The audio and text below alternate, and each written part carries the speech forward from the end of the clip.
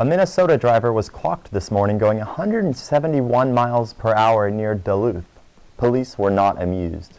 Living in a dorm may not actually be that bad. For Bobcat Update, I'm John Willms. Our top story today is the terrorist attack in Belgium. Thanks for joining us. Sesame Drive can be a pretty dangerous place to drive on. If at all possible, you can use University to go around the campus, but if not, stay safe on Sesame.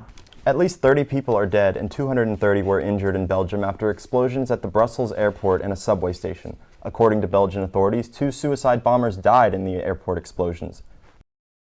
Sesame Drive can be quite dangerous. Sesame stretches for just over a mile, linking Academy Street and University Drive. A driver going downhill on Sesame picks up speed. There's always somebody on their phone just tearing through here, coming up the hill. I've seen a couple people just eat dirt on their bikes, trying to stop in time for cars and all that. The street's curves make it difficult for drivers to stay in their lanes. He crossed into my lane and I swerved to avoid him, and he took out the back end of my car and totaled my car. Often, large trams crowd the lanes and the 30-mile-an-hour speed limit is ignored. So, it's no surprise that mishaps occur on the street. Some students say they hope improvements will be made. Better things we could do is just widen it. Yeah. Like having enough room for everybody coming around here, and they could see the pedestrians like coming down the sidewalk or even going across, because I can't tell you how many times I've heard tires screech. Well, there you have it. From narrow lanes to racing cars to pedestrians almost getting hit, Sesame Drive can be a pretty dangerous place to drive on. If at all possible, you can use University to go around the campus, but if not, stay safe on Sesame. From Bobcat Update, I'm John Willms. The cherry trees in Washington, D.C. are blooming again. The blossoms are expected to reach peak bloom today. The peak bloom date is when 70% of the blossoms on the trees are open. The National Park Service says the blossoms will hold this peak bloom for up to 10 days. Luckily, this year the peak is at the same time as the National Cherry Blossom Festival, which runs through April 17th. The festival pays tribute to Japan's gift of 3,000 cherry trees in 1912. During their freshman year, home for most Texas State students is one of the university's residence halls.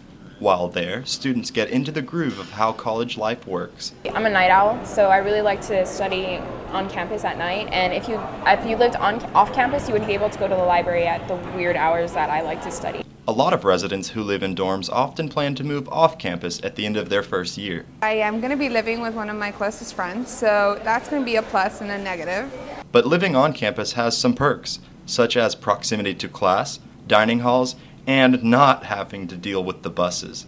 Another benefit of living on campus is always having your resources like right next to you when you need them. Like say I need to go to the math lab, I don't have to get in my car, drive, find parking, which is always an issue for most people. The main turnoff of dorm life seems to be the enforcement of rules that include quiet hours. If there's dorms that are only for 21 and over, I think that would be a factor for people, to increase people on campus. One thing that you don't typically get at a student housing complex is community involvement in the planning of events and mixers. I live in Blanco, and it's a big community.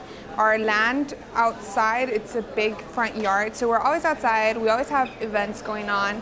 From being able to walk to class, sneak a nap between classes, or just be close to your local dining hall, living in a dorm may not actually be that bad. For Bobcat Update, I'm John Willms. A Minnesota driver was clocked this morning going 171 miles per hour near Duluth. Police were not amused. Deputy Chief Sean Patton had to chase the speeding vehicle. The officer said it was unsettling for him to drive as fast as he did. The driver was 36-year-old Joshua Johnson, who was cited for carelessly driving his Chevrolet Camaro. Johnson apparently didn't get the message that he was going too fast, because later in the day, police caught him again. This time, he was clocked at 148 miles an hour. If convicted, Johnson will lose his license and spend 90 days in jail. Bobcat Update returns tomorrow for all of your Texas State and Central Texas news. Have a great day.